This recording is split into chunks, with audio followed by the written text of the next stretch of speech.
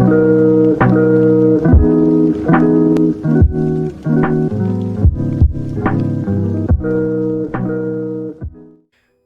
folks, how's it going? RedMaster, and welcome back to another episode of Cards and Castles Ranked with Red, where today we are ranking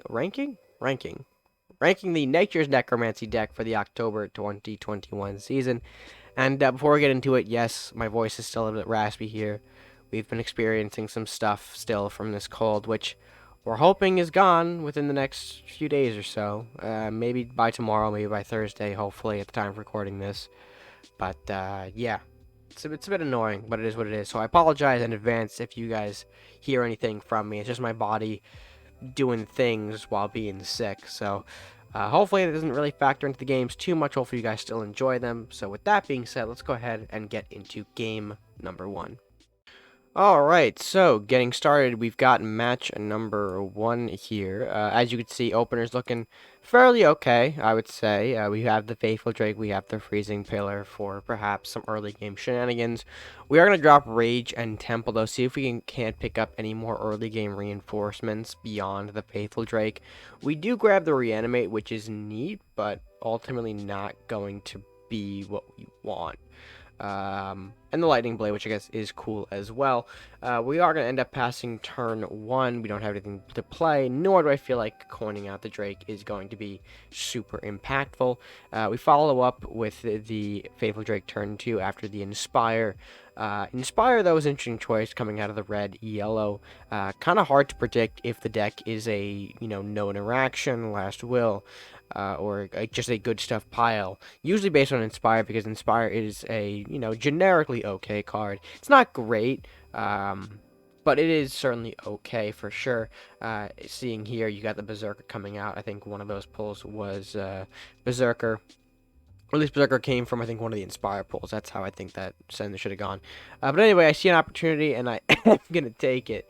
We are going to Lightning Blade here. That is going to, of course, pop into the Zerker, and we are going to deal some additional chain and damage. I feel like it's nice to kind of keep the pressure up a little bit here in the early stages. We kind of want to get ourselves in a more, in a better position damage-wise, I guess. Despite that he does have Crusaders, he does have the healing. It's still nice to put on that extra bit of pressure. And I mean, considering our hand, we don't have many other directions to go. We do have some potential here. Actually, do I go for anything here? Let's see, turn 4, draw the Centaur. I think I actually just passed this turn, and the reason I end up passing is just because I don't really feel threatened by the Shield Runner to commit a Centaur to the board. I can let him take 1, it's fine. He hasn't shown any signs of being a burn deck, so allowing this point of damage shouldn't really cost in the long run. At least that's my mentality with this. We see him follow up the Quest Ignite, the Flying Books. We figure that's okay, that's all good. We do throw out the Beastmaster here to try and clear off the runner. Thankfully, we draw into the bear, so that way the Beastmaster doesn't have to do the heavy lifting. The Beastmaster comes in later, actually, which you'll see hopefully happen in just a moment here. But our opponent is going to end up drawing off the books. We do have the Question Knight in the back as well. I'm hoping he doesn't have a burn for this Beastmaster. That takes our entire plan at a whack, and you'll understand here in a moment on what that plan is. Some of you, if you play Reanimate, already know what I'm going for here, and he has committed the books to face, already sealing a not so great position for him. He does follow up with Keeper as well. Keeper I thought was a nice little choice here. That is going to be completely fine with me, though, based on what we have. We are going to, of course, do a little bit of additional cleanup before we commit to the big play, which, if you still can't figure it out by this point, I'll let you see in action. We go for the Wolf here. That gives the bear a little extra juice. We do pop the Keeper. We do give him 2 units, unfortunately, which is, fine, whatever. We ultimately go into the Beastmaster trade into books, so that we can start generating some value off of these Reanimates we have in hand. We pull 1 Wraith, 2 Horsemen. We're thinking, okay, good start here. What can we follow up with the second, though? Not 1, but 2 more Horsemen, bring his castle down to 8 points, and a Banshee to follow up. I was really hoping that Banshee was going to be a second Wraith, just to kind of really seal the deal here, because we're running a lot of bodies at him by turn 6. And while, yes, something like a Flamestorm or a Dragon's Fire can actually clean up this board very easily, the Wraith maybe not so much. So we can't really commit a Dragon's Fire to this, because of course the Wraith would still be kept alive. We see he's trying to do something with the Horseman here. Horseman is fine with me. He goes to, or at least the RNG damage lands on face, which is probably the best outcome for us. Gives us all of our units still on the board here. He trades into the Banshee. He's got the Question Knight out, but ultimately he kind of sees that the writing is on the wall. I've got a lot of different directions over him, and it's just game over. The power of dual reanimate, man, it is too much sometimes. Granted, that was a 3 reanimate. 3 body reanimate, so of course a little beefy that was, but hopefully we can maybe see reanimate in a bit of better action later down the line, or else at least I hope. I don't remember if it does get better, but then again, I kind of just threw off into a little bit of a tangent there because I forgot what I was talking about just a quick second ago. You know, I've got the mentality, the 3-second memory of a goldfish over here.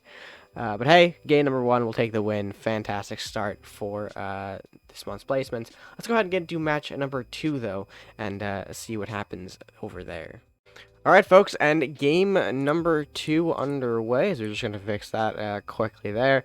Going up against the Warlock, not Warlock, hello, Viking Crusader now. And we do get a bit of a better start for this hand, for sure, than what it was just a second ago in the mulligan. Opening up with a Lumberjack here, of course, feeling pretty good about this. You know, getting some draw certainly does not hurt. He ends up responding with the Rider, and honestly, you know, in a scenario like this, I always take the trade here when given the opportunity. There's nothing quite like taking a draw for some minor damage, especially in a deck where, you know, you're not dealing with Warlocks, you're not dealing with the burn from no interaction, so it feels good to take that 2 damage, chip away the 2/1 body with a 1/1.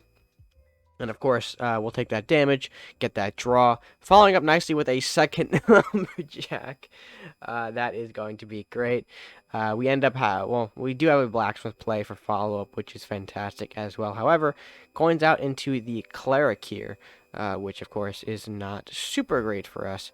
We don't really have a clear way to deal with that. We did not get any castle damage earlier, so there's no way to divert this Cleric healing.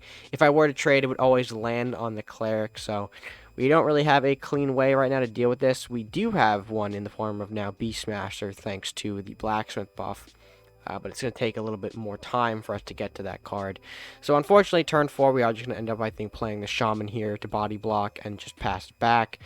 Again, really no way we can clear off the Shaman, the Cleric yet. So we are just going to do some draw cycle and a pass. Do pick up a second Mordok, which is interesting. Especially if the deck that I thought we were going up against here was War Party, which I'm not sure if it was War Party by the end of this matchup here, but at this point I was thinking, okay, maybe our opponent is on War Party, so of course we can maybe use these double Mordocs here to our advantage later down the line. He is going to get some Explorer draw, get some healing done as well with the Cleric here. Nice little synergy at the moment there. We do end up throwing the Beastmaster this turn. I figured it's fine that we can pop the Cleric now while it doesn't have any heal targets. Plus, we do get the Bear, which is a fantastic way to clear off the Explorer that's still on face. And of course, we also move the Wolf around as well. I was nervous for a little bit of chain action, but realistically, nothing can reach us, and he has to play something first. The likelihood of him having chain this turn was pretty low anyway. But still, always nervous when this kind of positioning arises against the Vikings, particularly for that chain reason. Lich, meanwhile, though, is going to retreat Windmage as the follow-up play. Again, interesting. Don't really see much of Windmage here. I remember I ran it in blue-purple ones for an initiative build. But yeah, don't really see him a lot more outside of it. Again, though, the Windmage kind of gives me the idea that we might be facing off against a War Party variation, because Windmage is a nice little way to stall out the game a little bit, pushing the enemies back, gives you more time to breathe, sets you up for that War Party turn down the line. But realistically, I don't really have anything to really commit to the board here. Looking at the hand, there's no way I can reach any units, either Cultist or Windmage. And there's no reason for me to play things like Rat King or Beastmaster to just clog up the board further, which would be potentially more value for any sort of, again, Chain Lightning or Lightning Blade. So we opt to just pass here after getting some optimal positioning going here. Keeping things out of range of the range units. The only thing I can really hit, I think, is Cultist into Bear, but that doesn't kill it as of now. He needs some kind of global, which It's certainly possible, for sure. Again, hopefully you don't mind the cough. Still getting over this damn cold. It feels like everyone's getting the cold out here recently. It's not just me. A lot of people I watch or talk to have gotten some kind of cold form. But hey, the world works in weird ways, for sure. Anyway, back to the matchup here. This was, I think, a bit of a thinker for our opponent here as he goes for the cultist. He does pop into the bear, which I found to be an interesting choice here. Into the flux as well for follow-up. Looks like he was kind of just fine with giving up the cultist, but was looking to probably make me trade for it a little bit here, despite the fact that I could easily just wolf on over into the cultist, and you'll see here in a moment how this turn goes. Now, we do have some interesting choices as well as to what we can do with our turn. However, I figured the most immediate thing to probably do is just simply pop these range units from the board here. He is running low on resources, so taking these off the board would be a tremendous hit to him at this point. As you can see, Bestial Rage on the Wolf. Wolf connects to the Wind Mage and the Cultist. However, that's not really the extent of our turn. We are going to follow up with the Shaman into the Flux, give him some minor spells. On top of that, though, the Bear will also go into the Guard. Reason for this play is that the Guards usually signify a reanimate out of our opponent, especially if the Vikings are present here. So seeing that, maybe, I might have been overreacting because he would only have, 3-4 cards in hand. But you can never be too sure, so instead we end up taking his Guard to kind of generate our own little reanimate, if you will, popping, I believe, 2 Wraiths. Yep, there they are, 2 Wraiths from that reanimate, which is fantastic value, by the way. Even if your reanimate is at 2 units, always great to take reanimate where you can, just because it can get you, bodies like Wraith, spells like from Banshee, or damage like from Horseman. The Undead pool, man, it's so great. Following up, though, Arcfire to the Beastmaster. Unfortunately, that burn did come from the Flux, so we were going to lose Beastmaster in that sense. But realistically, follow-up here isn't too great from him. We do have the Flying Green Drake, which is fine, but not doing a whole lot. And the the Centaur for turn is going to make things worse for him as we go Centaur into the Lich, and of course freezing off his remaining units here. And this is a nice little interaction. Wraith popping into the Green Drake, fearing it back before it has a chance to retaliate, keeps our Wraith intact very nicely. And of course you get to follow up with the Dragon Knight here. So ideally at this point, I'm kind of pushing for game here. We don't really have much other globals aside from this Blacksmith in the back, so hoping I find some way to generate more damage so that way we can end this game a little bit quicker now that we're on his face. But unfortunately, we run into big boy Craxus, who chips away our Centaur just like that, which is to be expected, really. Why would you not take the free draw right there? Unfortunately, drawing a reanimate for turn, which is not something I was looking for, per se. At this point, really would have liked to see something like a Lightning Blade, or just a way to generate more damage so we could have popped that Craxus for free without giving him more draw with one of our Wraiths. But it is what it is. We'll set up the Mordok here. We will, of course, position our Drake to kind of swoop in, do some more things. I'm thinking that there's no way he can really set up anything super big here. But we'll find out soon that was a bit of a mistake on my part, I guess. But hey, it happens. It certainly happens. So I believe what he does for follow-up here is he is going to pop the Green Drake into the Wraith. Yep, there it goes, which is fine. It is weakening the Wraith a little bit for the Craxus to pop into it. Except the Craxus doesn't necessarily pop into it. Yenneroth instead comes out to play, pops the Wraith, which is, interesting, and then a simple pass back for turn.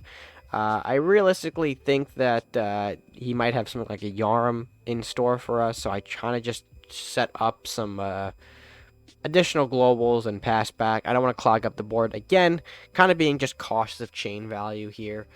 Even though the Yarm does have me in a position here, Stun Grenade hits the board, pops into the Wraith, which is a nice little pop for him. Allows him to clean up that Wraith a lot easier now, because it can't retaliate at all, so not fun. Warrior, though, for follow-up here, Warrior plus, you guessed it, Lightning Blade is going to make things a whole lot worse. Kind of my mini Yarm coming out here. Weaker in stat line, but does more damage chain-wise than a Yarm. I think he does mistime this lightning just a little bit, though. Isn't as painful as I think it was going to be, because, of course, we do lose our Mordok before the second chain is able to proc, and that chain kind of just dies off before it goes anywhere. We do lose the Wraith as well, thanks to a little bit of a Priest Yenneroth combo, which I'm not happy about, but it is what it is here. And at this point, I'm thinking, okay, maybe we can do some Mordok chain here. Maybe generate a body off the warrior here, get the unit to maybe kill off the Craxus. But I figured, wait, hold on. Let's kind of be patient with this a little bit here. Let's opt for the Yenneroth instead. And what the Yenneroth will do is keep all of his units frozen like this in a position where he can't move them, and they're still set up very nicely for my chain. So I'm hoping that he maybe commits more to the board at this point, so that way we can maybe get some more value from our temple. Additionally, I am hoping to maybe draw into something like a Mystic Journey at this point, because Journey would generate a whole lot more bodies to just continue the chain flow to the point where his entire board gets cleared, and with already the low resources he's got going in hand, that might just be the end of the game right there. But the idea is that we either draw the Journey or he commits more to the board, which he starts doing a little bit here. We see the Explorer come into the back here to kind of protect the Archer. Thankfully, the Archer stays out of the way here. Priest as well, giving another power up, again stays out of the way, but he really just commits the rest of his board to this play here, which I thought was a little strange, to be honest. It certainly was not the idea that I would have had, but hey, more change for me. I'm not complaining. So as you can see, we do have the Yenneroth, which is probably going to connect into the Craxus here, just so that way it eliminates the possibility of him drawing more cards. Then we follow up with the Mordok connection over to the Warrior, do some more damage there, popping the Priest in the back here, getting the Headless Horseman, which will be used to clear out the Arctic Explorer. And then we'll finally end on a Faithful Drake push to kind of be a bit more threatening here. We're going to try and end the game. We do have the slight damage lead over him. And again, with our opponent at the low resources that he's at, he really finds himself struggling to manage all the incoming stuff here. Unfortunately for us, Cloak of Ice is going to be a bit more of a pain. Mordok following up as well is not bad when you have 8 extra gold after a cloak play.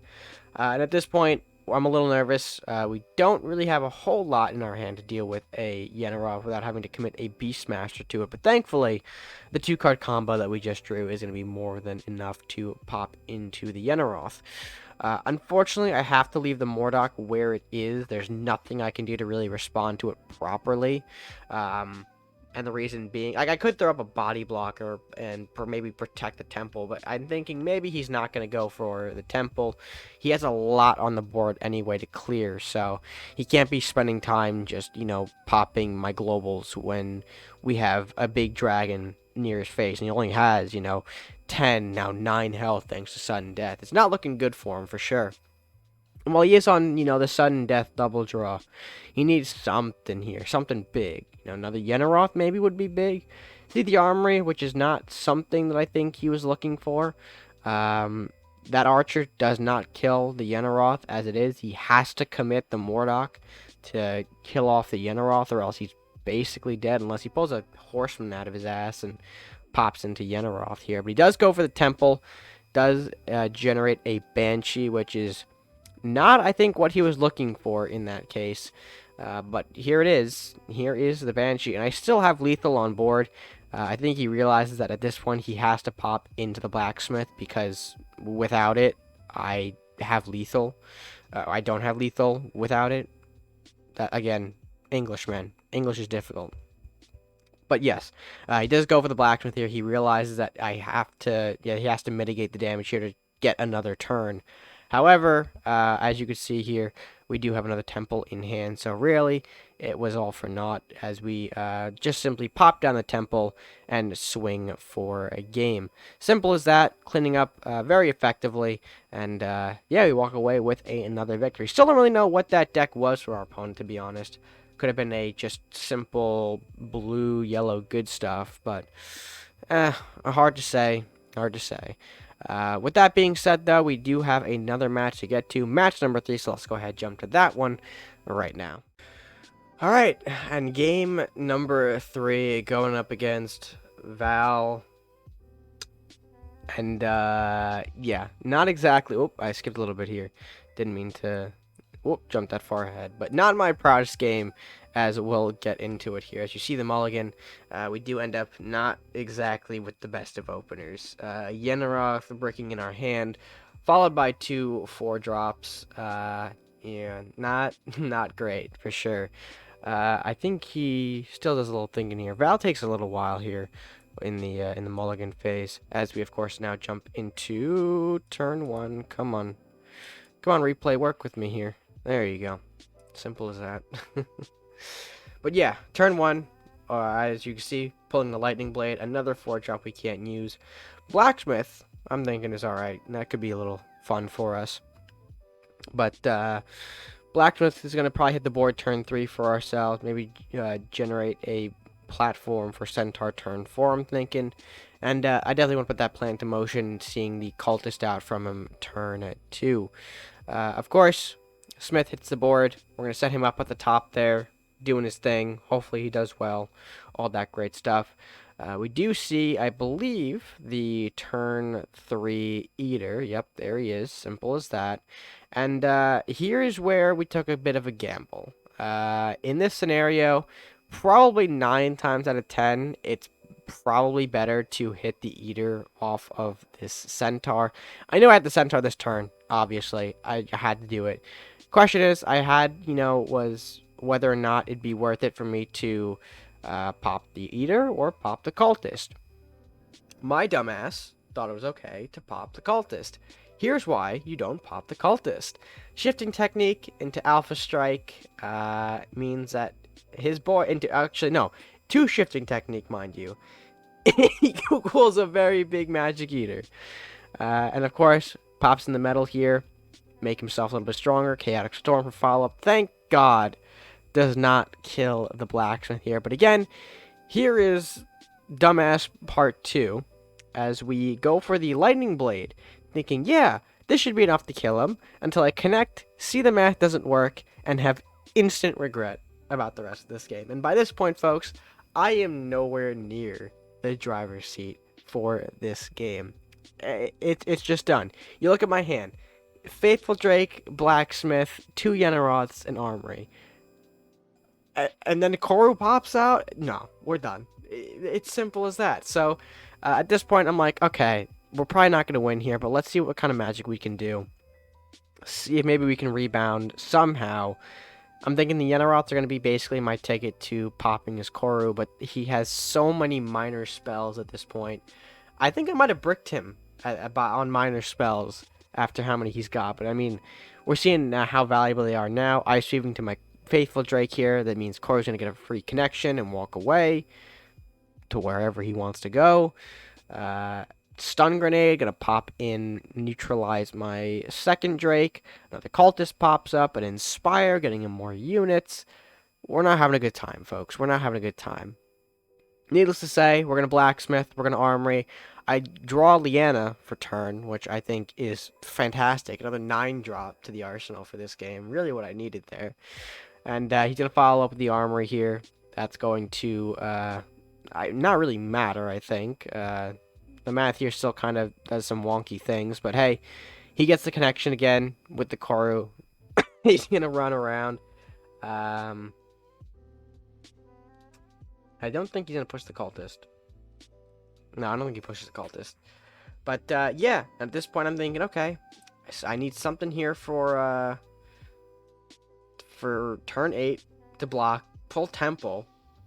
Temple's not gonna do it. We throw it in front of Castle. Just a body block because we're that desperate at this point. Koru's down there. I'm thinking, okay, that's great. So we basically threw the Blacksmith away too. But how was I supposed to know? Dwarven Scopes. Dwarven Scope popping into the Blacksmith. I'm thinking that's fine, to be honest. We have, again, 2 Yenneroths at this point. Whatever he throws out here is not going to really matter. Or at least wherever he puts the Koru, excuse me, is not going to matter. Unfortunately, it's not in a position where we can snipe it off with the unit, but Yenneroth's still going to make an appearance here, freezing off the Koru to potentially guarantee its demise next turn unless he can chew through 9 points of damage from his hand this turn, which very possible when on 9 gold and a lot of spells. There's Questionnaire from the Inspire here. Swordsman coming out to deliver the final blow, which I thought was not great for me, but it was what it was. And at this point, I'm like, okay, this isn't good. We're going to throw out the Leanna now. And Leanna, of course, going to come out and do some things. Just calculating where the Spirit Link all ends up at this point. Just making sure that I can maybe get some sneaky value out of it, preserving the life total of one tree a little bit more so for the other, and yada, yada, yada. And, of course, we are going to pop into that guard up there. We don't want it popping my armory because literally the armory is the only thing I have that might be keeping me in this game. So we're gonna protect it just a little bit. And we see the Elvish Thief popping in, and I'm thinking, okay, we might be in a good spot here. Reason being, he's starting to run out of cards in the hand. We see another minor spell just used. Ends up burning the Leanna, which I guess was a correct decision by him. You don't want to, of course, lead into, I guess, what's the proper term for that? Mystic Journey? You guys want to run into a Mystic Journey with that? So, again, makes sense. We end up throwing the Rat King out at this point as well. Just going to generate some more bodies on the board here, but I realized that might have been a mistake. I kind of cut myself off from Yenneroth with the upkeep in the next turn, so I'm hoping maybe he sees the Rat King, he fears Journey, and focuses in on it just a little bit so we can maybe get our gold for Yenneroth. We pop in, yep, as I expected here. Shifting Technique, not great. More minor spells for the guy. Multi-Strike. For the follow-up as well. Pretty much his win condition is the board now. And, of course, that takes another chunk, about half, from our castle now, as we are down to 5 points, with not a lot of time left before sudden death kicks in. And, yeah, I think he does the Dragon Horde pass at that point. I'm like, okay, this is not good. Nothing has been good for us in this matchup. I probably could have gambled here and gone for Beastmaster Temple and prayed that I got a bear to pop into that Demon Hunter. But I'm like, nah, screw it. Go for the Yenneroth. He pulls another Shifting Technique out of Shifting Technique. Go figure, because, you know, like we said, Val's in the driver's seat for this game, 100%. Go for the Koru here, or he goes for the Koru. Lunging attacks the Koru. Great. Another Shifting Technique, yep. From the Koru, yep, there it is. There it goes. And, yeah, not, not good for us. So I see the Beastmaster. I just play it. I see Mystic Journey. I play it. At this point, I'm like, this is all going south. I might as well just chomp the Cultist. There's the Koru, by the way. At this point, I'm looking like there's literally nothing I can do. I can't really pop into the Koru because of the fact that Cultist just flies over and bops my castle for the remaining 3, so I have to just bop it and pray that maybe there's nothing in the hand that can warp around my wolf and pop the Beastmaster, and lo and behold, Magic Eater comes in. The game ruiner at the start, the game ruiner at the end. Pops in the Beastmaster, pops all my beasts, Koru connects for the kill, and that is game. Yeah, pretty big misplays on my part in the opening turns of that for sure. I thought I had a nice recovery, to be honest, a decent one, but I realistically knew that this game was not a winnable one just based on those very two heavy mistakes in the opener. It is what it is though. Val gets a little bit of retribution for the embarrassment of auto build a few days ago. A week ago, 2 weeks ago, I don't really know. But with that being said, folks, that is, of course, going to wrap up game number 3. But let's go ahead and get to game number 4. Alright, folks, and game number 4 now underway as we're going up against, you guessed it, another Warlock Crusader deck. Big shocker. Opener does not look super good, though. Reanimate, Beastmaster, Temple. We're going to sub those out here. And not really grabbing anything much better. He opens with the Rider. I'm thinking, you know what? That's fine. We're going to have to take the damage, so let's go ahead and do it. We are going to probably coin down to Rat King to get a cleanup of this anyway. Follows up with the Flame Prince, which I, gotta commend, is an interesting card choice. I mean, it does get pretty beefy if left untamed, so it does kind of make sense as to why he might be in here for some of these decks. But anyway, we see the Flame Prince. We're going to end up retreating here for the time being, or at least I think he's going to. Excuse me. I'm going to push forward. He's going to retreat because he doesn't want to waste the 2-3 Flame Prince just yet. That's not how he wants to use said Flame Prince. He does not know that I have a Freezing Pillar. The Tarius Files concerns me just a little bit. This probably potentially foreshadows a bit of Flame Storm. Yeah, that of course in his 4 cards has a copy of Flame Storm. Perfect for this situation. Of course, Chaotic Storm for free pops the pillar away as well. What can I say? Like, burn players, man. They yell at the screen, they get what they want, apparently.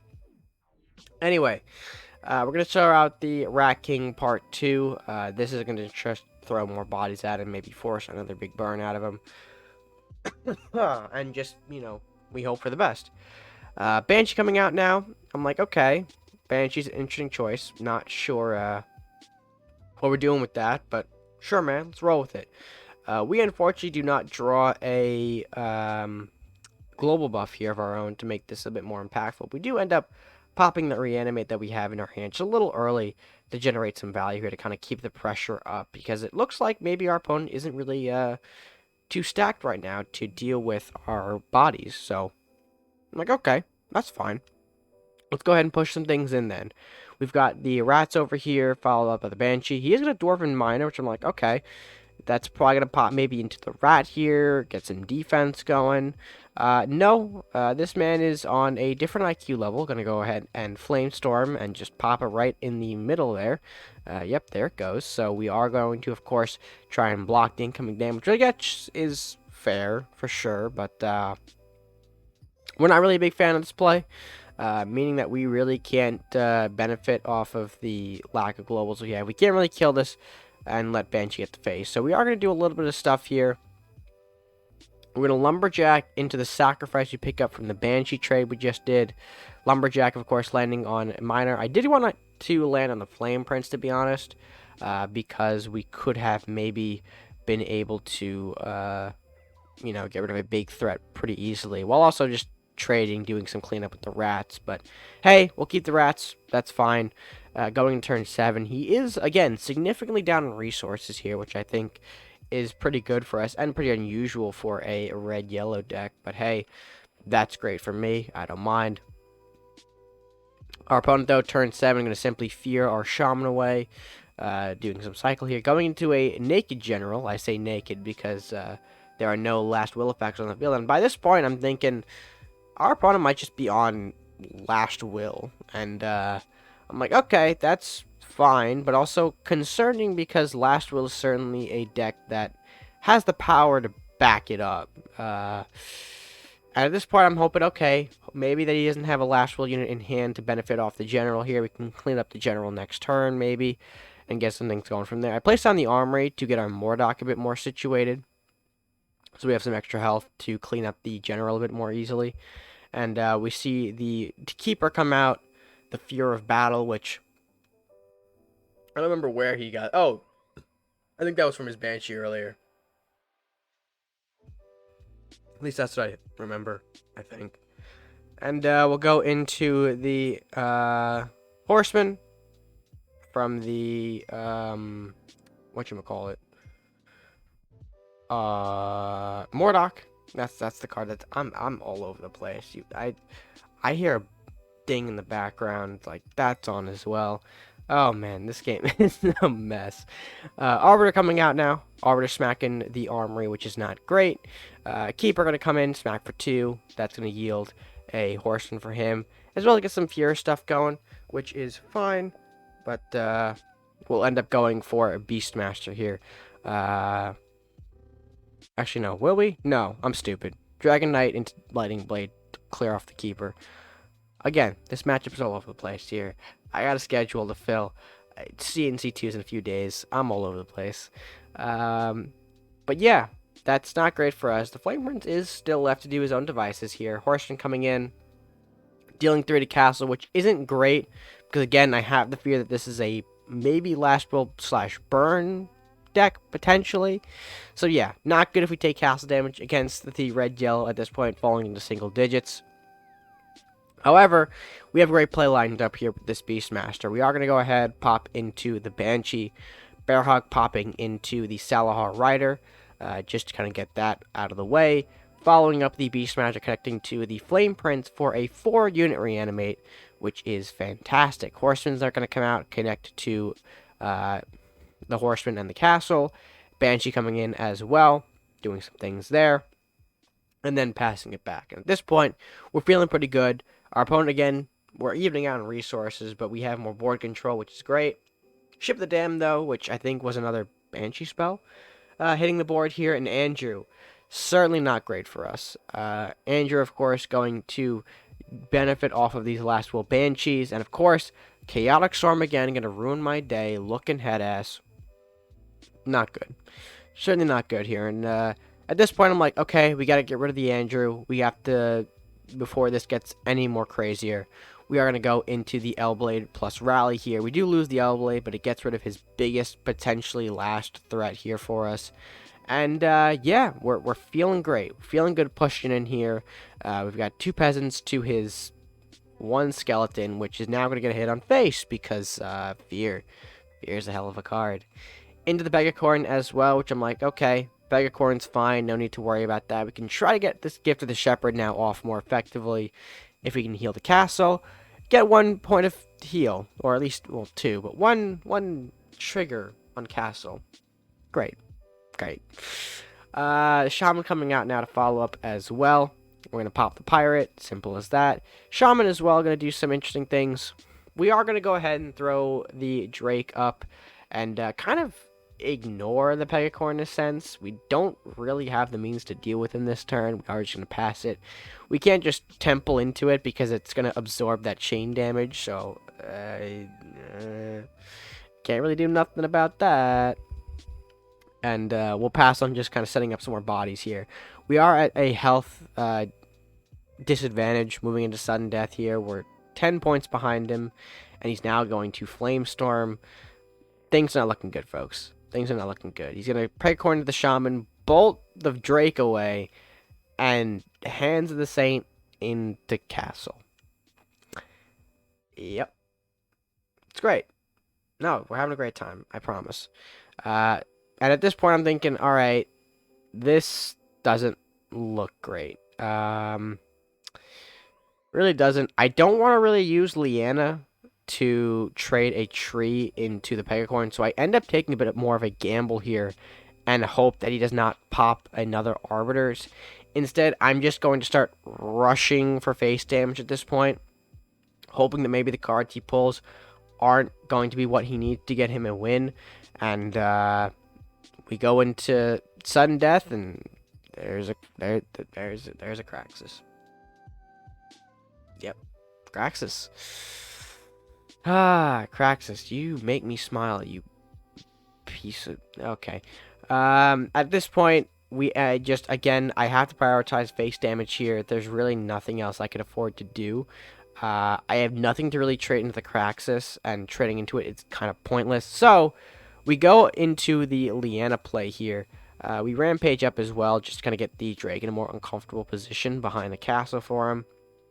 Again, I'm panicking. I'm running out of resources. I'm thinking, if he draws literally any burn, his 3rd Flamestorm copy, game's over. And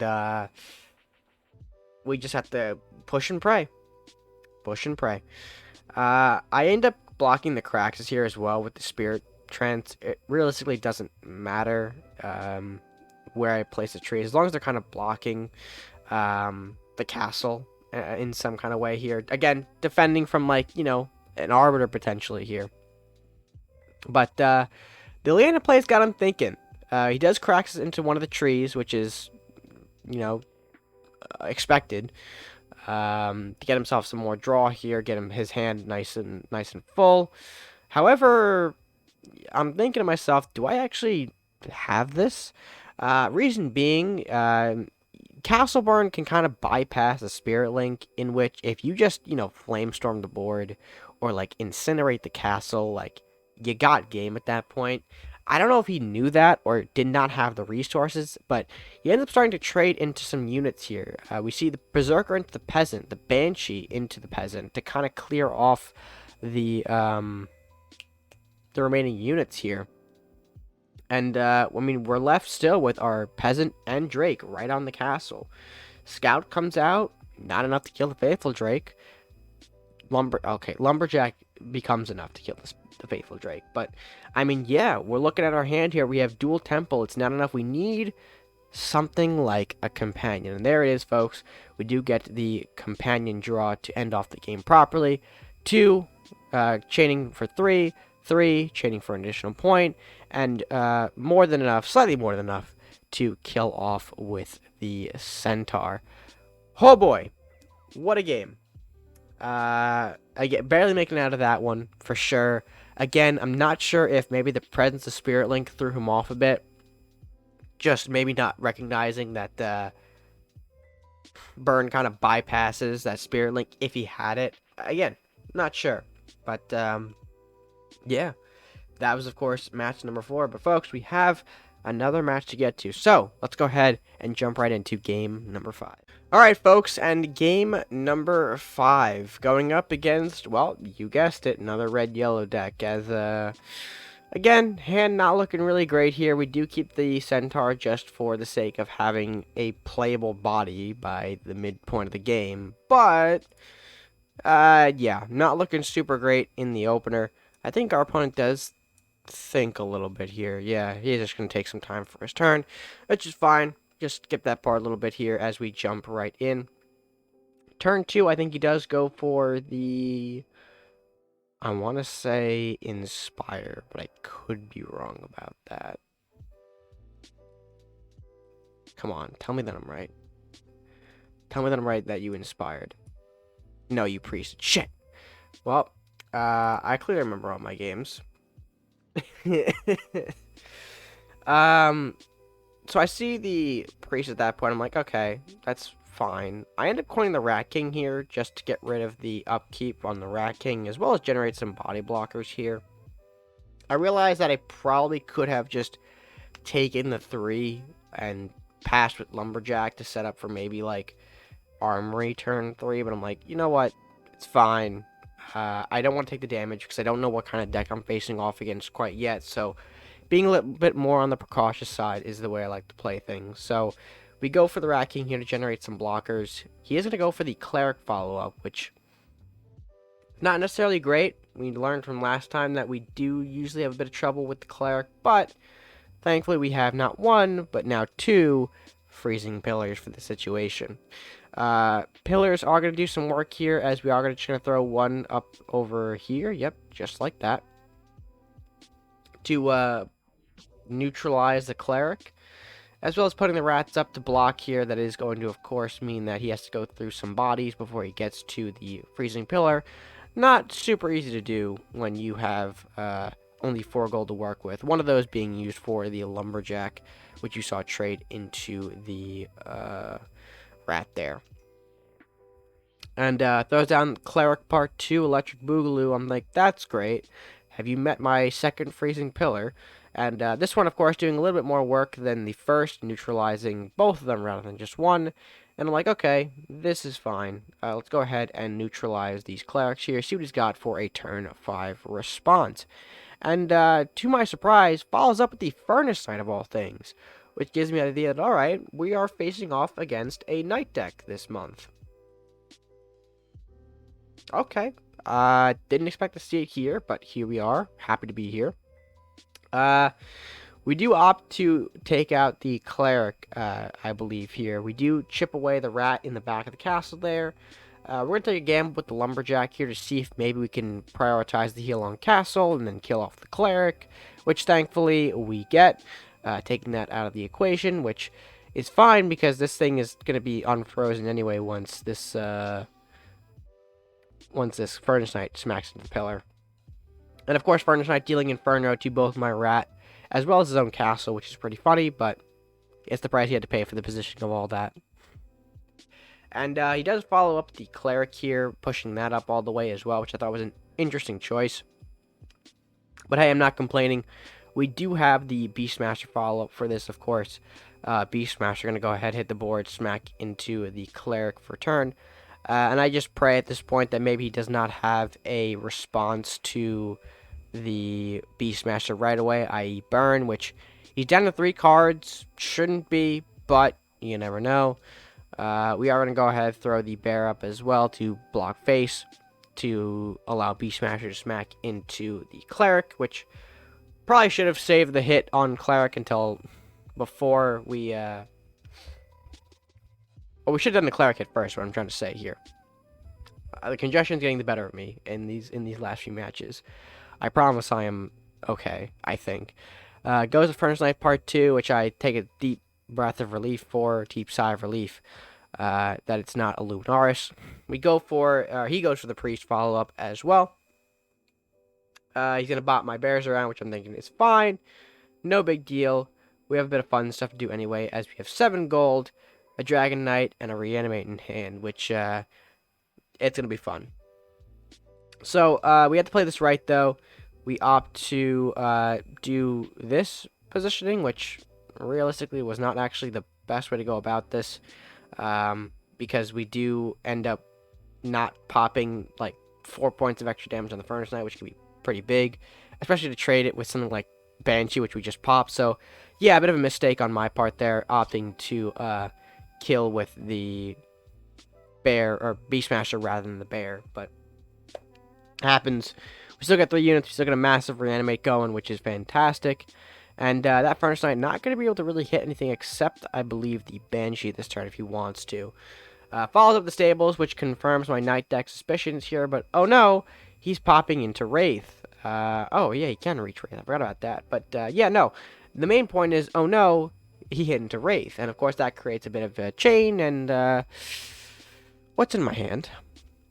What's in my hand? Looks like Centaur plus Lightning Blade, right? It looks like we're going to go for that combination this turn, landing a huge 6 plus 3 chain for some massive damage across the board, as well as popping in the Faithful Drake to Furnace Knight just to get rid of it, so we can avoid the Inferno.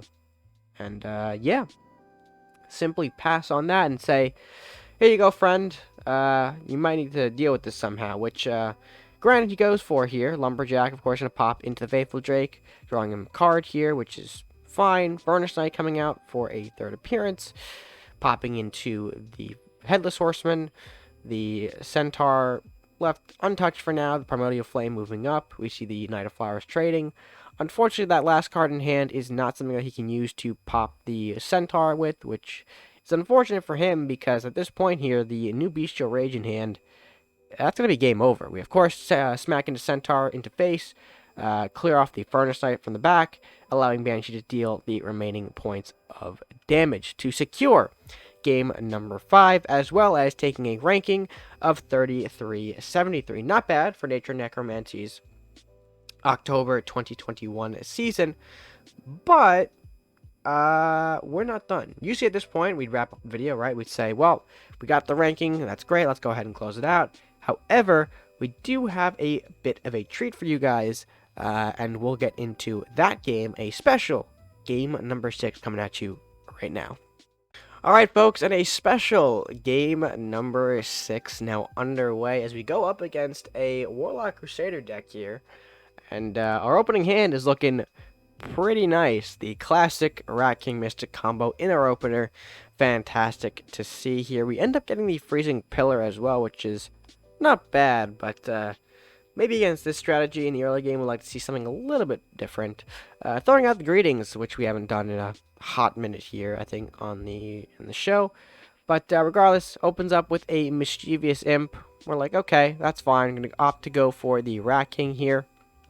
And probably a bit of a tell on my part here, but I end up protecting the Rat King. And yeah, that's usually a sign for players in the Warlock category to hold a Flamestorm if they've got it. Off to the books in the back as well. And yeah, he kind of leaves me open here to the Journey, which I can't do otherwise. I subbed out my other Rat King. I'm like, you know what? We may not get anything better here to use Mystic Journey for. So even if he has a Flame Storm, let's just go for it. And we end up popping in for some face damage here. We think that's fine here. We end up, I think, going into the books as well after we position the rats. It kind of gave us a minute to commit to that. But my thinking is that if he has a Flame Storm, if he wants to use it, he has to pop his own books too at the end of the day, which is not great. But, I mean, yeah, he has the Flame Storm. It kills off a bunch of rats here and follows up the Rider for additional play, which is not great for us. We have to throw out a Centaur here because we have 3 in opener, or we have 3 in hand, excuse me, not in opener. We are way past the opener at this point. Horseman coming down, thankfully missing my Centaur. Not great for him. He does have to probably interact now with the Rider, but looking like he's not going to. Instead going for the Horseman to block instead, which is smart because, of course, 3 attack kills off a 3 health Centaur. However, we're going to opt for a Freezing Pillar here to kind of throw a wrench into his plans. Lumberjack as well to force the Lumberjack to make the trade into the Horseman rather than the Centaur.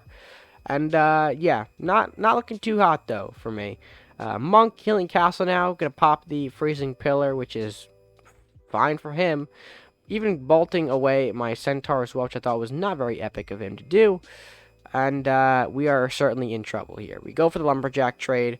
We are going to go into the Freezing Pillar Part 2, which is great here. We're not going to throw it out yet. We do draw it, though, which is great. We are going to end up throwing our units here, the Dragon Knight more specifically, around a little bit. And at this point, we are getting a little bit nervous here. He is starting to heal up his castle. We did take quite a bit of damage, and we're not really making progress on winning the game here.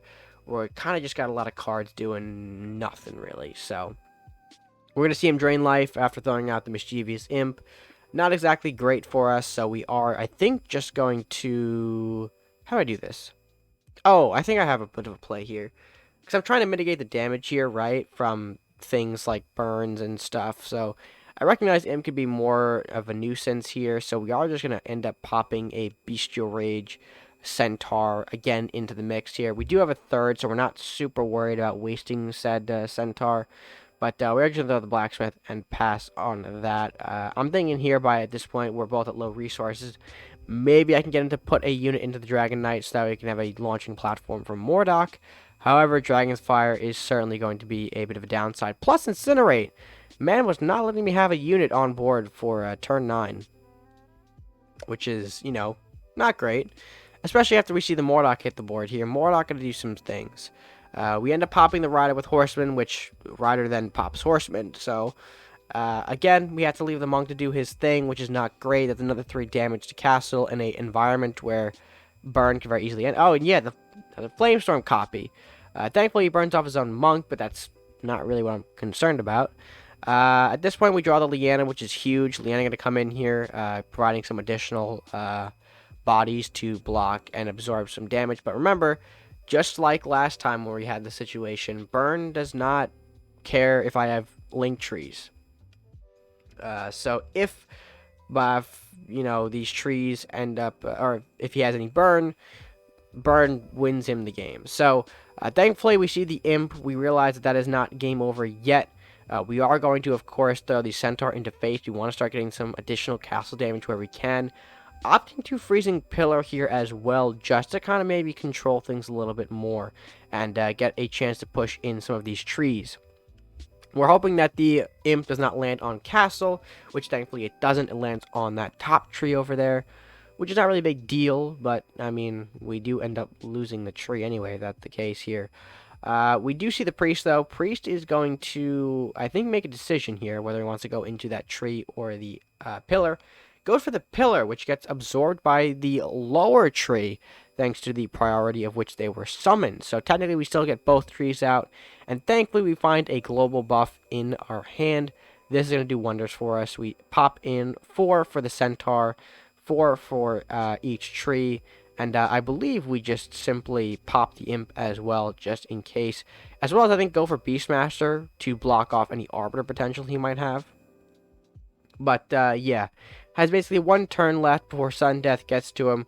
See what he finds off the top. It is going to be a Reinforce, which draws another card, gives him 2 health, so now we are tied. However, follows up the third copy of Flamestorm, which is going to create a draw scenario here.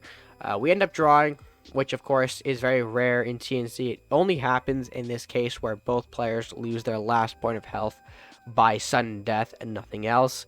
So we did end up drawing. That was game 1 technically, but because it was a draw, it did not actually count toward our placement matches. So we ended up playing another 5 matches, which you all just previously saw. And yeah, that's how we ended up where we were at. So cool to show off a draw scenario.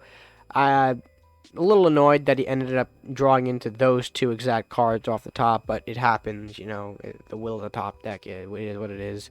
And yeah, that is going to, of course, do it for me. So now we can go ahead and properly close out this video. And with that being said, folks, that is, of course, going to do it for us today. Hopefully you guys did enjoy this episode of Random. Let me know if you did by leaving your thoughts down in the comment section below, as well as being sure to like the video if you did enjoy it, share with your friends, and of course subscribe if you're new or haven't done so already. It's the best way you can show your support of the channel here. It just simply is. No other factor can top it for now. But yeah, hopefully you guys did enjoy, and again, we're still a little bit raspy, but hopefully sounding a bit better. I know some noises came out during that recording, but yeah, we'll try to get those squared away best we can. But yeah, hopefully you guys did enjoy, and until next time, stay gaming.